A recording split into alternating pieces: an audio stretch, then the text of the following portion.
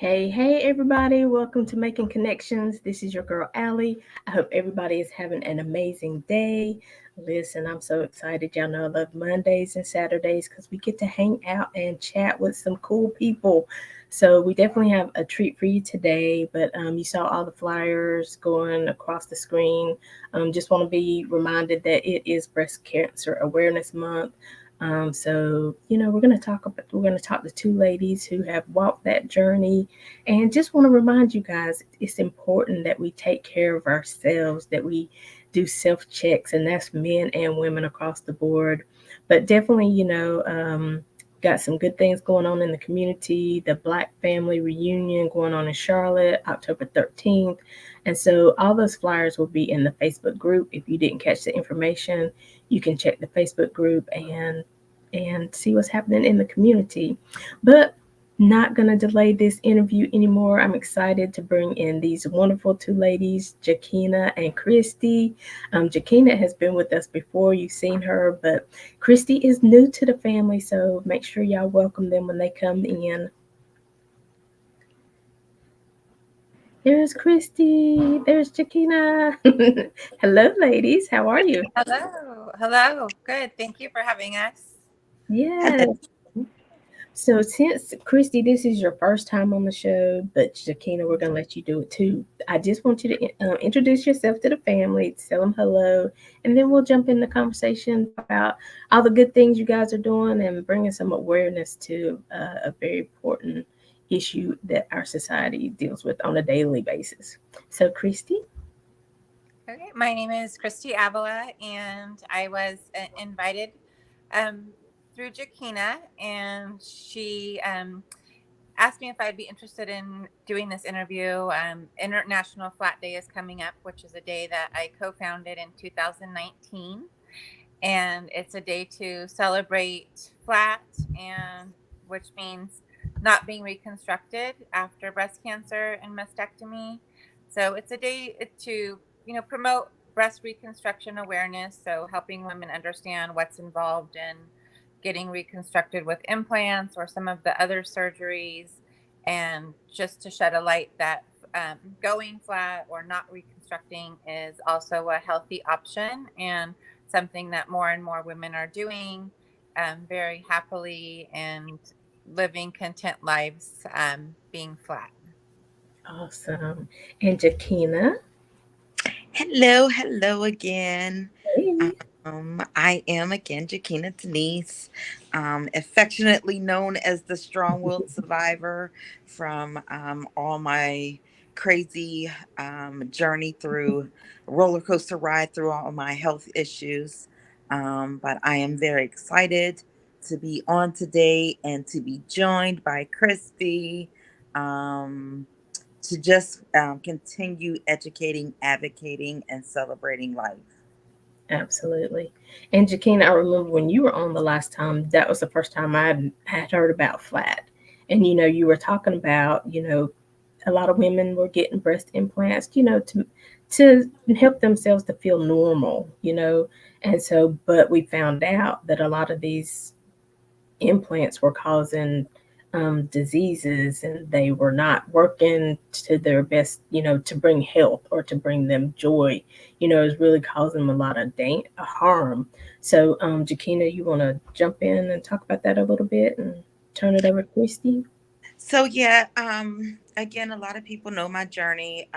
Originally diagnosed with breast cancer in 2014, and I immediately had reconstructive surgery, meaning implants, expanders first put in, and then what in the cancer community they call the big swap. So I had the expanders taken out and the first set of implants put in. What I did not know at the time that my body was just rejecting the expanders, rejecting the implants. But all I knew was I was just having so much pain. Um, at the time when I first found out about that I had breast cancer, um, I didn't know if mentally I could go flat. Um, So I chose the only option that was available to me, which was breast implants. I did not have the option, like my mom, to use the fat to reconstruct a breast for herself because of my other health issues. So I went ahead and I had these implants put in. Started having immediately problems. One of my fellow warriors in the breast cancer community had said, "Honey, you are not supposed to be feeling the way you're feeling. You need to go get a second opinion." And my thing was, again, always looking out for everyone else's feelings before myself. And I was like, well, I don't want to hurt, that my surgeon's feelings by going to someone else. And she says, "Honey, you have a right to Mm-hmm. know what's going on with you. That's not hurting anyone else's feelings, but that's standing up and helping to advocate for yourself." So I immediately went, scheduled another another appointment with another doctor. Uh-oh. I scheduled an appointment with another doctor, and he immediately put in for my records from the previous surgeon. After him requesting them several times, we realized that that surgeon never did op notes on me. Mm-hmm. So, with people with the op notes or, your history, the documentation of what happened to you Yep. during surgery while that surgeon was in there doing surgery on you. Yes, you might know your normal procedure as a surgeon, but I'm not your normal patient. How do you know what you did on me, or how does anyone else know what you did on me?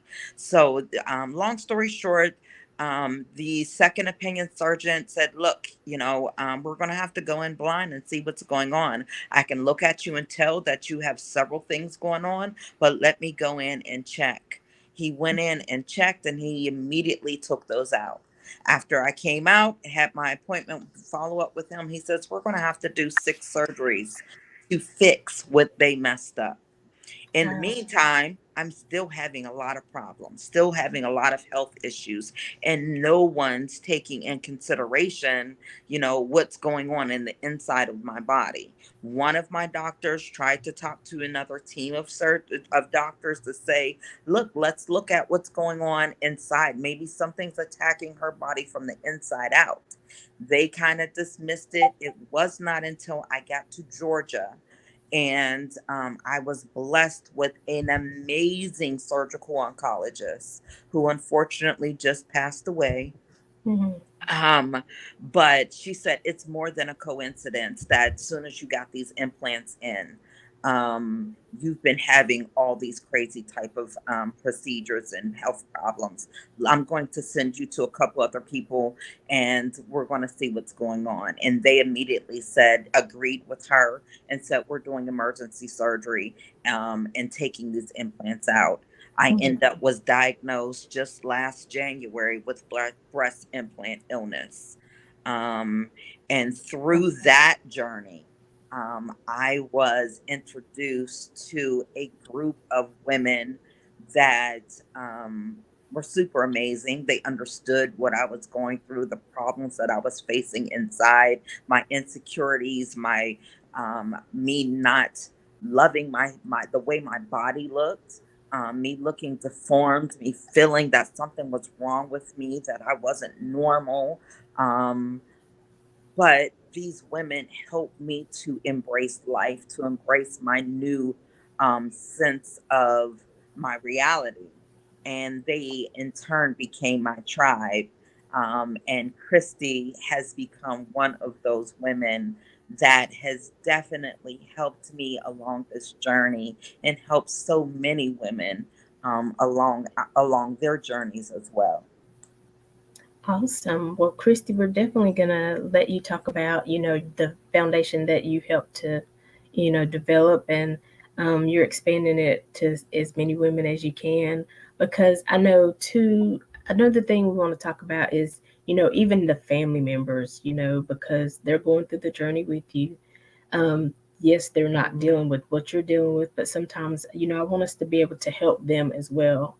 as far as how to help. Because sometimes, they'll say things like, well, Jakina, just get them taken out. I mean, they're hurting. You just get them taken out and go flat, even not knowing what flat means and not understanding how the woman this is new for her, how that makes her feel. So I definitely want to, help everybody along the way. So, Christy, what would you like to share with us about your organization and So, your journey?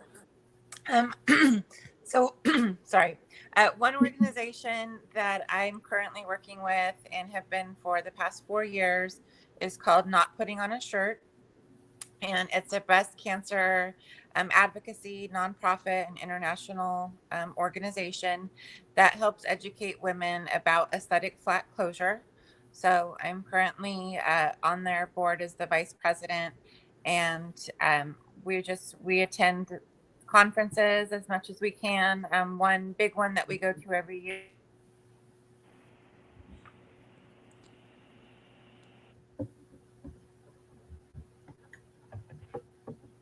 is the American Society of Breast Surgeons conference. Christy? Oh, sorry, here I am. Okay. Um, so we go to the American Society of Breast Surgeons conference, and we have a booth on aesthetic flat closure. And more surgeons are saying that women are now asking for that surgery, which has been our goal all along. So when we first started, one of the hashtags we would use a lot was put flat on the menu, because we were learning that a lot of women were never given that choice. And they would say, oh, no one told me that I didn't have to try to get new breast mounds made.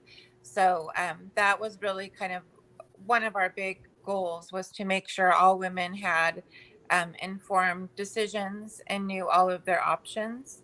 And that aesthetic flat closure, which just means a smooth chest wall after surgery. So just kind of imagine yourself before you develop breasts. So that's what you should look like smooth and flat, and not have like extra um, skin hanging or extra tissue. Sometimes surgeons will leave extra tissue because they'll say, oh, the woman might change her mind down the line. So that's another big thing that we deal with, is being listened to, because unfortunately it seems a lot of doctors might think they know better.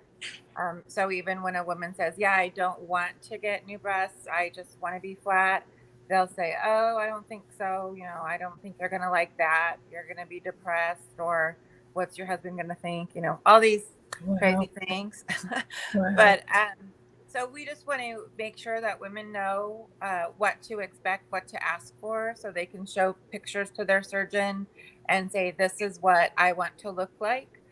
We also got the term aesthetic flat closure adopted by the National Cancer Institute. So now it's an official term where women who are requesting that surgery can have it put into their medical records. So they have recourse. Like if it turns out the surgeon just didn't do that, then the woman has recourse to say, this is what you agreed to, this is what I was supposed to get. And it's well defined there of what the results should be. So another thing, before I got involved with Not Putting on a Shirt, I started a Facebook support group, which originally I started for women who were in my situation and the situation Jakina was in, which we were having issues with our implants and needed to get them out. So I saw that there was a need for a group specifically for breast cancer survivors. I was in a larger group, which is just kind of a general group for people who maybe had augmentation, but not specifically for breast cancer. So I realized our situation was a lot different, removing our implants to flat, because when we did that, we weren't going to have any breasts at all. Um, so I started a support group called Fierce Flat Forward, and that was in 2019. And that was for women who were learning about the dangers of breast implants, or maybe were suffering with them, and to show them the path to removing them, going flat. And since that time, the group has grown. It's now over 12,000 members. All right. And we have found that now it's mainly made up of women who have gone straight to flat in the past few years. So while initially, like I said, it was for women explanting, um, the word's getting out. Like I have a hashtag I always say, the flat revolution is now. So, or I think we're finding that is true. Like there is this movement. Often the surgeons at the conference that I mentioned before, they'll say, "Oh, more and more young women are asking for this." I have a lot of like in the past couple of years, a lot of younger women are asking to just be flat, and so it's definitely gaining momentum.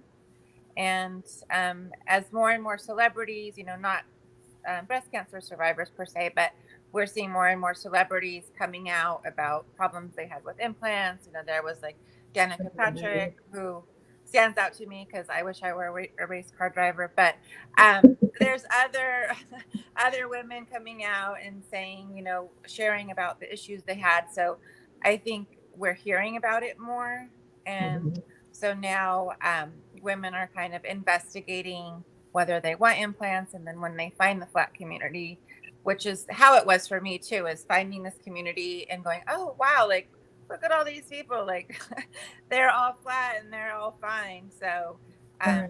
it's really helpful to see that there is this world of women out there and that you're not alone. And it's definitely a choice that you can make, and it's an empowering choice. Awesome.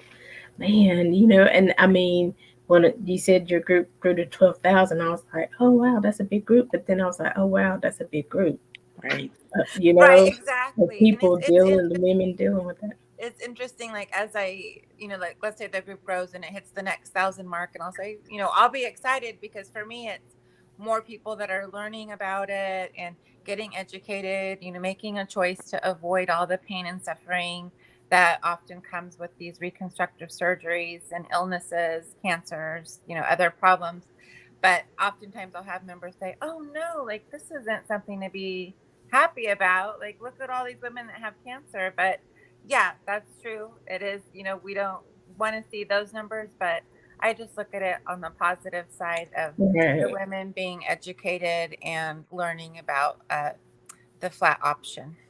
Absolutely. Because, yeah, we don't want 20 women, 20,000 women out there suffering Mm-hmm. and, scared to join the group, shameful or any of that. Mm-hmm. No, whatever you need to join. And I say that about, various Facebook groups or, organizations. Don't be ashamed. If you're homeless, whatever situation you're in, don't be ashamed.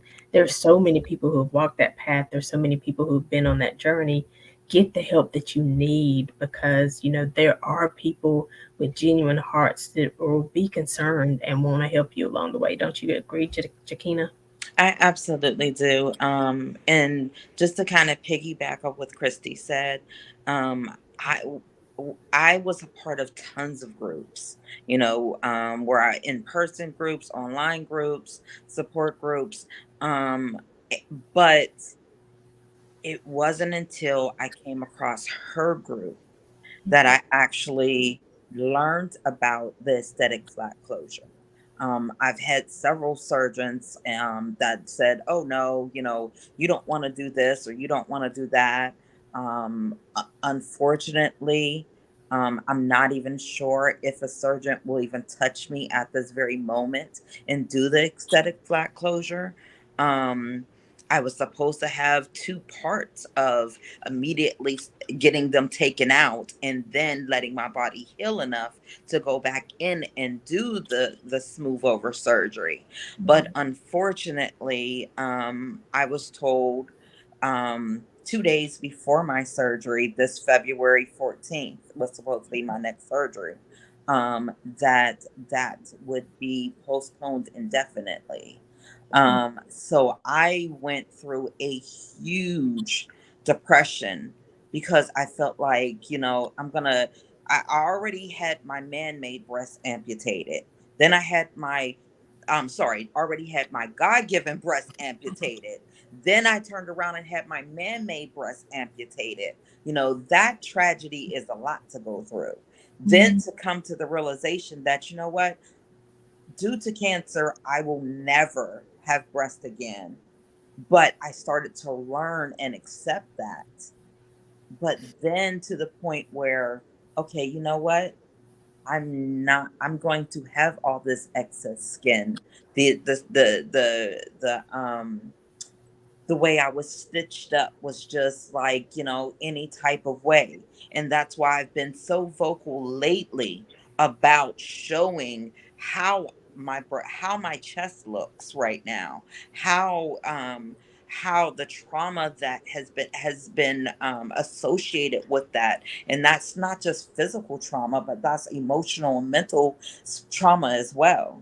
So for groups like Christie's groups, it has been very educational for me, very, very healing for me. And just to be amongst a group of women that are so fierce and flat and fabulous, has just been encouraging and inspiring to me. Amazing. And so, Christy, I know you alluded to, why you started this because, you're having problems with breast implants, but I did want to, talk about even your journey when you first found out you got that diagnosis. Whoa. Oh, my original cancer diagnosis? Hmm. Yeah, so that was in 2013. I was 38 years old at the time, and my son was about to turn 3. He just turned 13 yesterday. Oh, your So, birthday.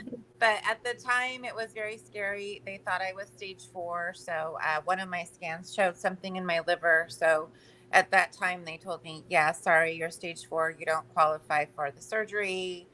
We're going to put you on palliative care and just do our best to keep you comfortable. And Wow. that went on for a few weeks, until we did a biopsy. So we had to wait for that. The biopsy came back and showed that it wasn't cancer. So after my surgery, I ended up being stage 3C, which is right before 4. So um, still scary, but not uh, incurable, I guess, at that point. Hmm. So I went through the double mastectomy. I chose to have both sides removed because I knew I was going to do reconstruction, and I just wanted the symmetry. And they also were finding some weird things on the healthy breast. So I just knew I didn't want to have that worry. I also have a strong history of breast cancer in my family. So I just wanted to have them both removed, which a lot of women aren't aware that that's a right that you have. If you want both removed, a lot of times the surgeon will tell you, oh, you don't need to, we don't recommend it because there's nothing wrong with it. But that's not their decision to make. There seems to be this very overprotective idea that women need rest, even if it's just one. Just keep your one. But it's really up to the woman to decide. And a lot of women want it removed for symmetry. They don't want the worry of having to go back and get mammograms and more tests and wonder if something's going on that side.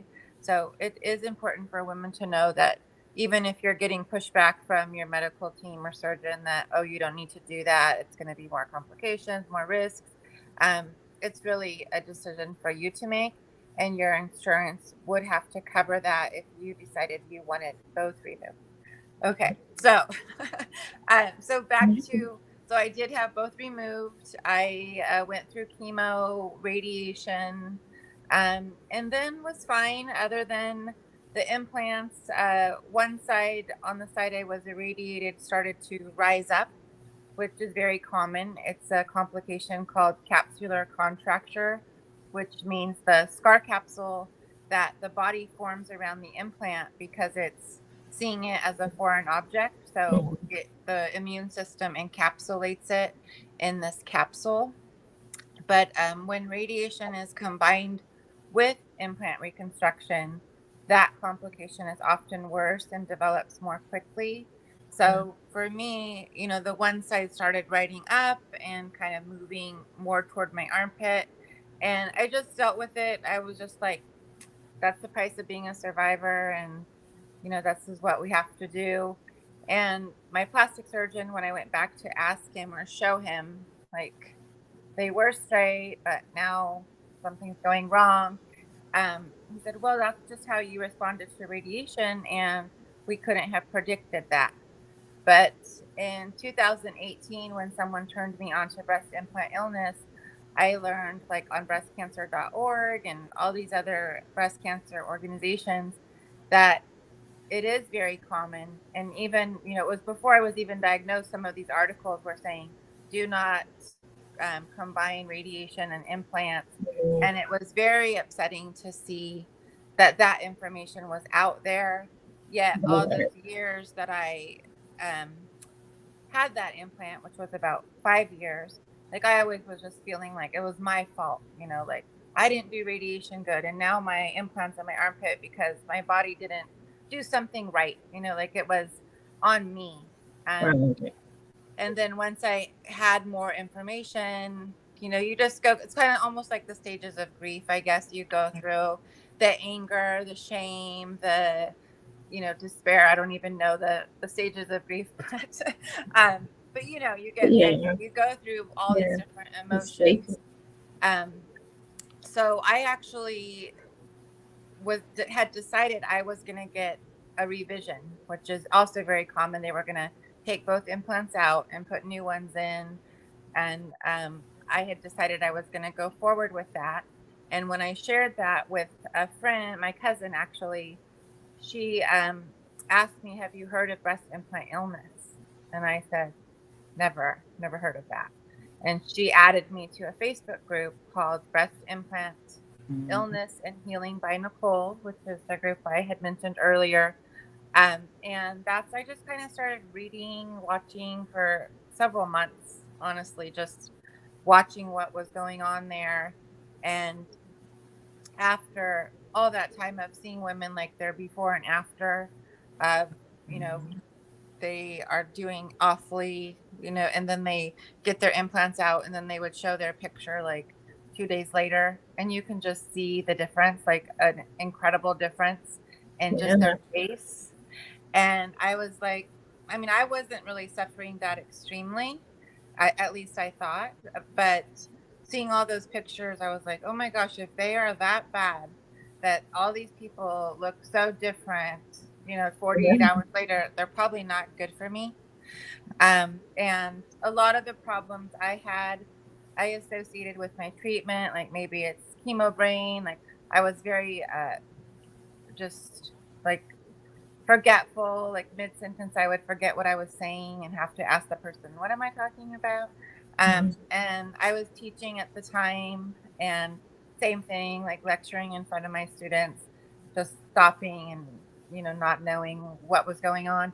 And I associated that with my treatment. I was on aromatase inhibitors to keep the breast cancer away. And those are known to cause like a lot of the same side effects.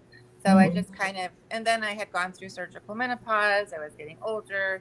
So all the kind of little small issues or things that were going wrong, I just connected it to my treatment. And then it really wasn't until the implants came out that was more because of the complication I had described with it being tight and uncomfortable. But once they came out, all these things went away. Exactly. And I was like, oh wow, like I guess all of that was actually my implants, and even things I didn't know were wrong. But it was like, then I noticed, oh, my ear's not ringing anymore. Just Mhm. little small things that I realized really how much they had been affecting me without knowing it. Wow. Yeah, I know we had a interview on Saturday with the group called Hope for All, and their nurses and things like that. So we were talking about, a lot of times people now don't get second opinions for whatever reason. I'm not sure. I know you trust your doctor and everything, but it's okay to get a second opinion. And we were Mhm. talking about how, whatever's going on with you, just write it down because you go to the doctor and there's only so much time, or you're running late, or you've gotten, aggravated, you might forget some of the symptoms you've been having. So, Mhm. we were just talking about how important it is to write down everything that's going on, Mhm. and just Journaling see, has okay, been what can this be a related to? yeah. Go ahead, Shakina, what were you saying? Oh, sorry about that. No. Journaling has been a huge help That's one thing when I talk to other survivors, one thing I say, because we have that brain fog, cancer brain, some people call whatever, make sure you're journaling the symptoms you're having. Make sure you're journaling um things that you're experiencing inside of your body to go back and to discuss with your medical team. Writing things down helped me a lot because I too was forgetting. I too, I would leave out the office and be like, oh, I should have asked them this. Or, Mhm. I forgot about this, but, or until someone else, reminded me of that. And then I would go back to the doctors and have my list and say, okay, you know what? I was experiencing this, and this. But I too, related a lot of what I was experiencing health wise with other illnesses or with other diagnoses. And it wasn't until I started learning about breast implant illness and the effects it has on your body that I started realizing, like, oh, wow. And then even how I am now a year later after having them out, and just watching how my body is just healing a lot better. I'm Mhm. getting along a lot better without them in there. Mhm. Mm. Wow, it's so much, and that's why I love to have these conversations because people need to know, because there might be somebody listening like, mine is going off to the right or the left, and I don't understand that. I just thought, like you said, it's just what I'm going through. It's just chemo making me tired. It's just, but I think when you've had a situation, you have to really journey every step. Okay, I wasn't Yeah. feeling like this before this, now I'm feeling like this after even the medication or whatever it is. You have to know and be able to acknowledge and tell the doctors because they'll ask you questions. You're like, well, I don't really know when this happened or when I started feeling like this. So I think it's good, like you said, to journal every step. So you'll have something that you can present and you can say, no, this is a pattern. And Mhm. there's a side effect to everything. A side effect to every surgery, a side effect to every medication they give you, a side effect to everything that we put in our bodies. Mhm. So it's very again, I'm gonna constantly keep saying, being your own advocate, and educating yourself on the effects of, when a doctor prescribes you this type of medication, look it up, make sure it's not contradicting another medication. Or, like Mhm. Christy said, she found out information about radiation and breast implants. So, you know what? Now it's time. A lot of us are having radiation, a lot of us are having chemo. This is time to now look up and do your own research on, okay, I've had chemo, or I've had I'm supposed to have, or they suggested I have. What are my options? Right. Mhm. I think that's really important. Like when we're going through, we're diagnosed, you're just reeling, you're terrified, you're in a state of, probably flight, just not in a mindset that you're thinking, oh, let me research about breast implants because you're trusting your doctors. I think that's very Right. normal and that Right. we have to, sometimes we beat ourselves up. Oh, why didn't I do more research? Well, like for me, because I was dealing with what I thought was a stage 4 diagnosis that was stage 3, and just how am I going to get through chemo? How am I going to survive? Am I going to survive? Researching breast implants was the last thing on my mind. And especially when I have a doctor saying, oh, these are safe, these are FDA Right. approved, Right. I'm not going to take the time to go see if that's true or not. I'm just going to trust that they're the professionals, they have the information, they are doing what's best for me.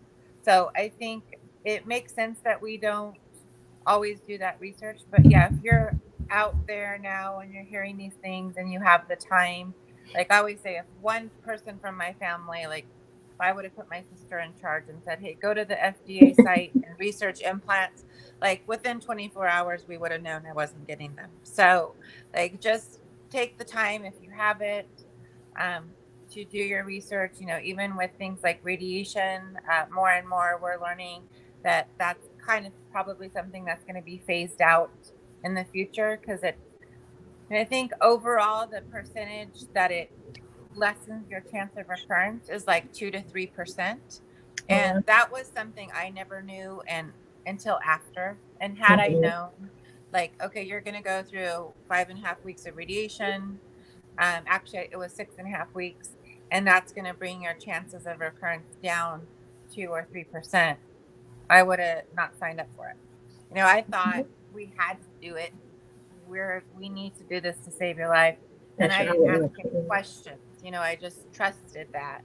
So I think women that are in the position, oh, they're saying I need radiation. Let me ask these questions. What percentage is it going to change things?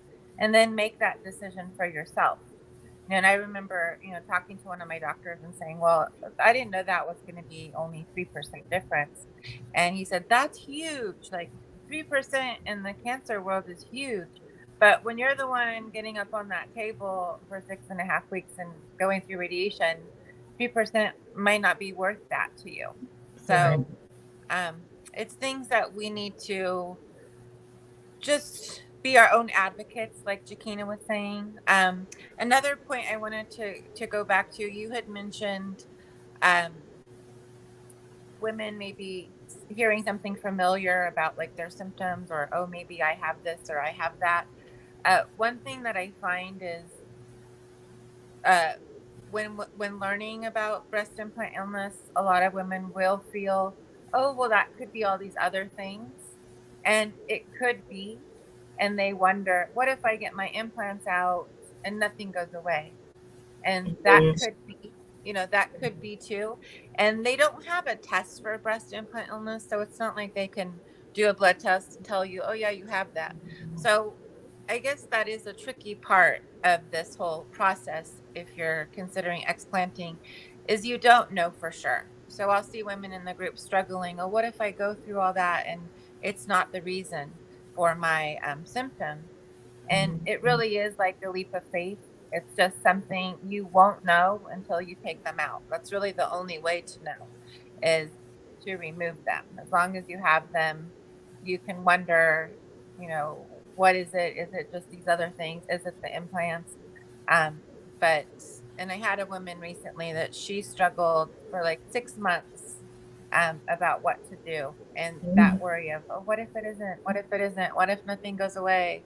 And really struggling. And she did it just last week, after 6 months of agonizing.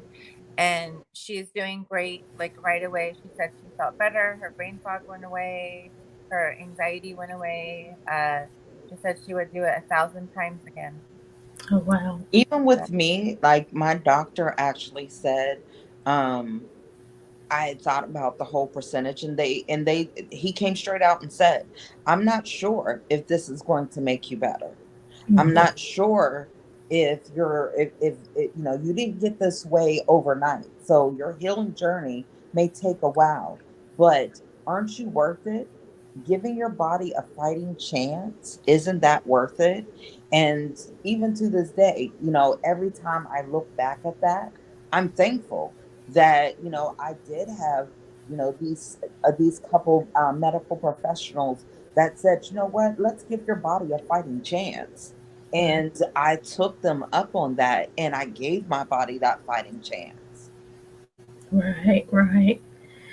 Well, this is definitely all information, just so you can have the information, so you can make a better decision. And, nobody's telling you which way to go. We're just basically giving you the information. And, I'm with you, Christy. I was just thinking when you were talking, I was like, I would have my cousin Michelle to go online and do the research. She would tell me all about everything. So, when you're going through that, you have to find that somebody that you can trust and rely on. And she would come back and give me the information, but she would yeah. absolutely allow me, okay, now it's really on you. I can't tell you what to do, but I did find the information that you wanted.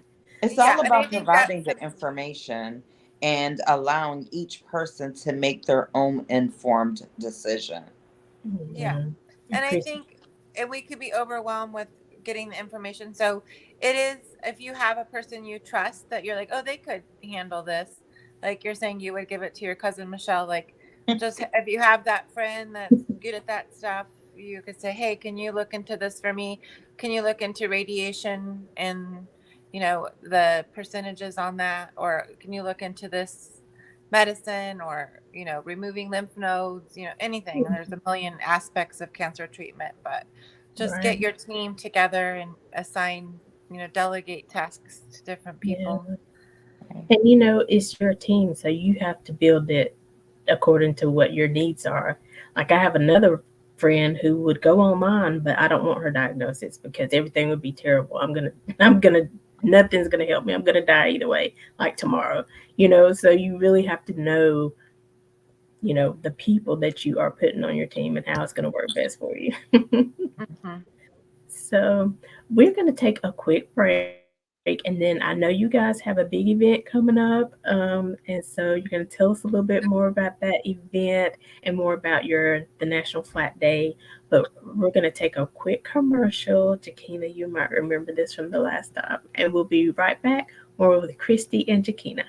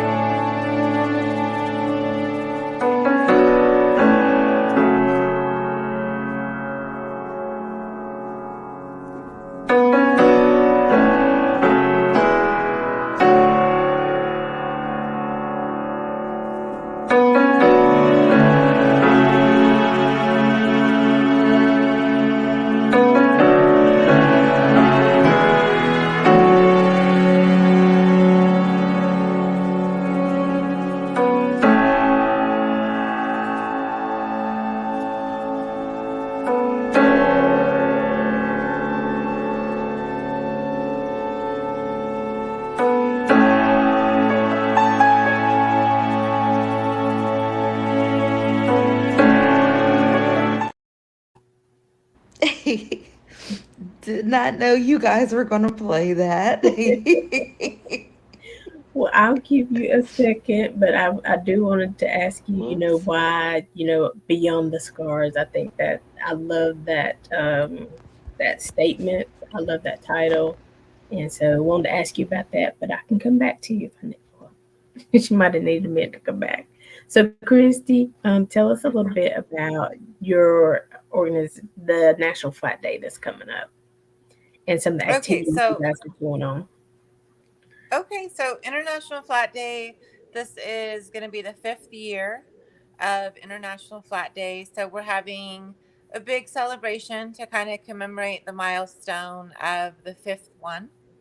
It's going to be in San Francisco, which is where I began International Flat Day. So once we decided to have International Flat Day, we encourage women to walk across a bridge to kind of advocate for awareness and to put themselves out there.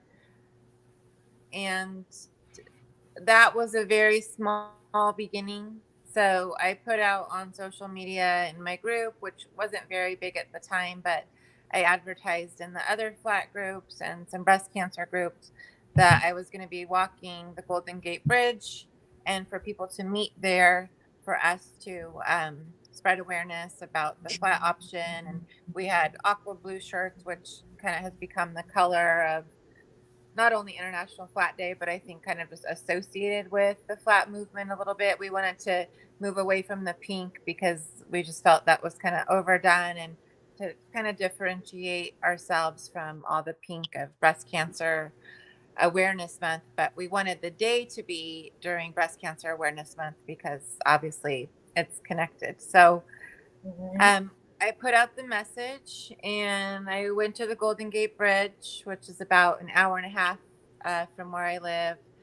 And I had a meeting spot that I had advertised. It was a certain statue at the visitor center. And I waited and waited and no one was coming.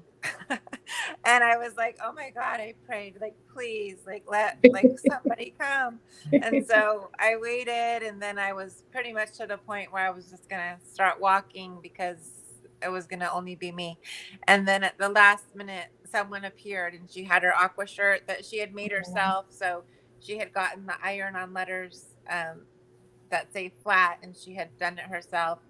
And Oh, so it was super cute, and there she was. And then we looked to the left of us, and there was this girl in a big, like, poofy dress, the exact color of the flat day, like a big tulle dress and a crown. And we're like, oh my gosh, what's going on? This is like our flat fairy appeared.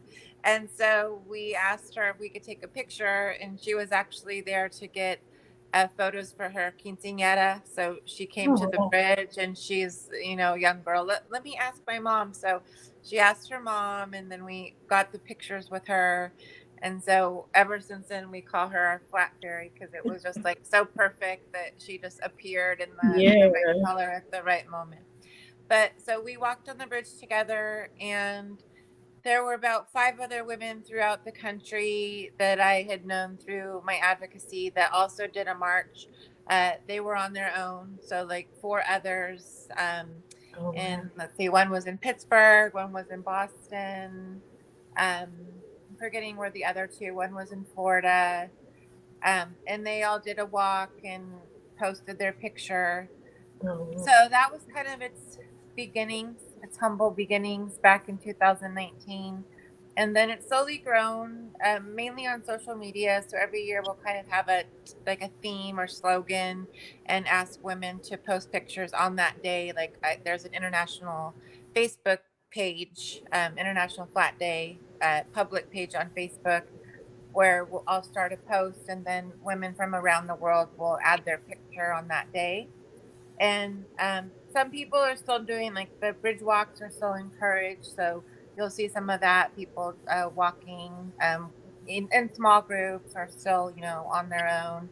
But we decided to return to San Francisco for the 5-year anniversary, being that yeah. that's where it all started.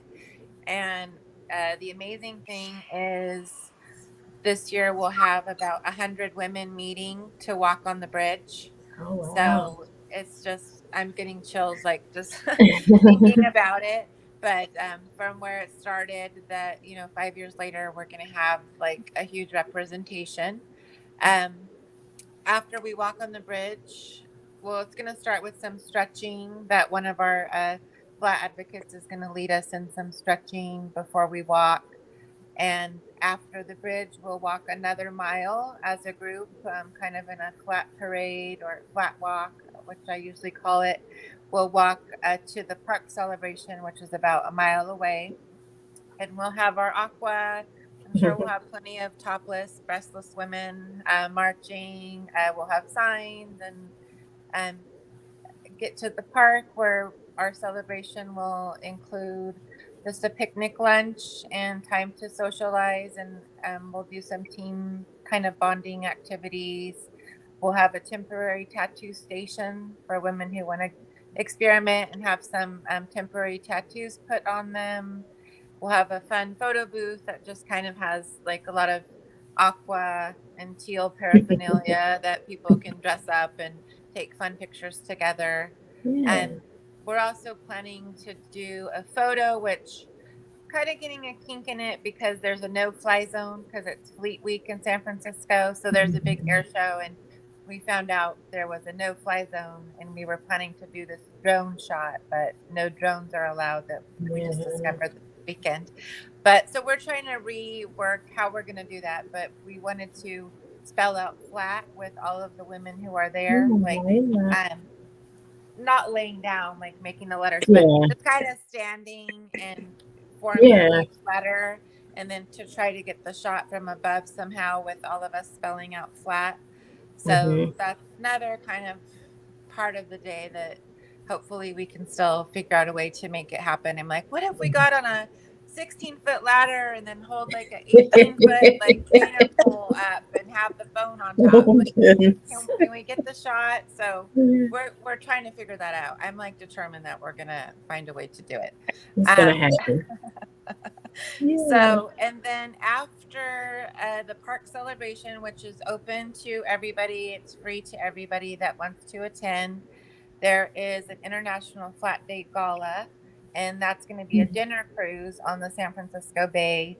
And that we did sell tickets for just to cover the cost or most of the cost of the Mhm. cruise.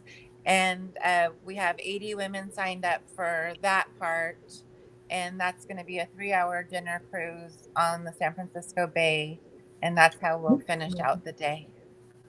Oh wow, that sounds awesome. Which I'm already here in San Francisco, super excited and waiting for the ladies to get here and Yes. talking to everyone and sharing information about International Flat Day. So, met someone from the media actually the other day. Are they going to So come? they said they were going to try to work it into their schedule. So I am looking forward. Yeah. Hopefully that can work out. But it's all in the spirit of, educating and advocating and celebrating life each and every day. Yes, this is October, which has been kind of pink washed. But for us, educating and advocating isn't geared to just one particular color or ribbon or one particular month. It's 365 days a year. So, but I am super excited to actually embrace, I give our heart to heart hugs and walk across this San Francisco Bridge or Golden Gate Bridge with my fellow survivor sisters. Awesome. I know this is going to be an awesome time. So we're hoping Jakina can jump in on Saturday when you guys are there and just kind of show us what's Oh, happening uh-huh. during our Saturday show. And so, we won't take up much of your time because I know you guys are, busy, busy, but we'd love to see, the turnout and the faces and the just the excitement of, like you said, about life and, having a tribe that understands, where you've been, where you are and where you're going. So I think that's awesome. So kudos to you ladies. I appreciate you Thank guys you. for sharing even with me, all of this information because, you know, my mom is a breast cancer survivor. So, you know, I'm excited. Hopefully, maybe we can catch up with you guys next year and maybe do something together. So I think that would be cool. Absolutely. So I know our time has come to a close, but I do, Jakina, want you to talk about that statement that the group beyond the scars. What does that mean for you? Beyond the Scars, actually, again, we started off this journey in 2014 with people naming me the strong willed survivor. And it just evolved. Again, it's created, we did our very first celebration of life, which came from my now 21-year-old, I can't believe he's 21-year-old son, who created the first Kids Fun Day for cancer survivor children Oh, in Hampton Roads, Virginia. And at that point, it was like, you know what? If this young man, this kid, this preteen that just came from another country and, got the most devastating news of his mom being diagnosed, can want to do something to help other people, then, that's my mission. Let's put some education and advocacy on this. So in 2017, Beyond the Scars was born, or birthed, as I choose to call it, where Beyond the Scars is an organization, nonprofit now organization, raising awareness, educating all the effects that having a chronic illness plays on the entire family, not just the person diagnosed, but the children, the parents, the significant others, our community at large.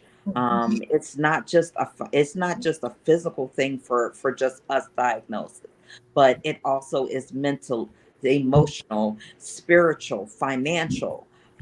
So our mission has just been to continue educating, continue advocating, and continue celebrating life. We honor the survivors and the legacy of those that came before us. I choose to say that they didn't lose their battle, because their battle continues in each one of us that they have deposited those little nuggets of wisdom into. So the celebrating the legacy of the butterflies. Um, and again, just making sure that everyone knows that there is beauty beyond the scars.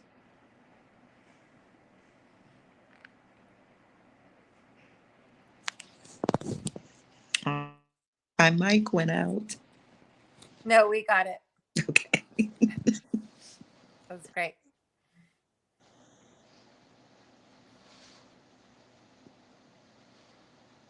Uh-oh. Can't hear you.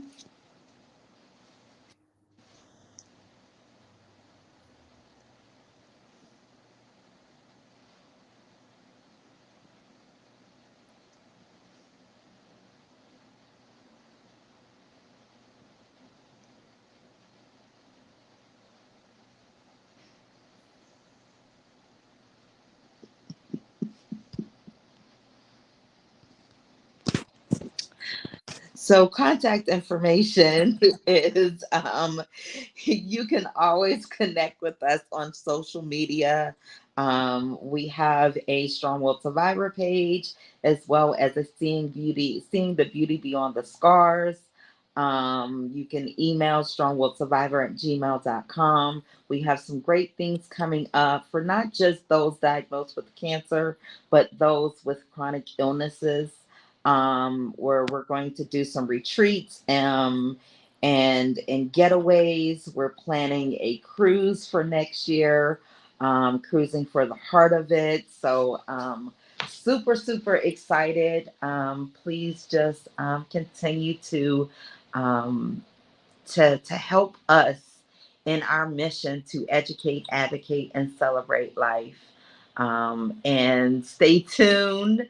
I will make sure that I post some information about International Flat Day with Christy and all the beautiful women that are coming from all around the world.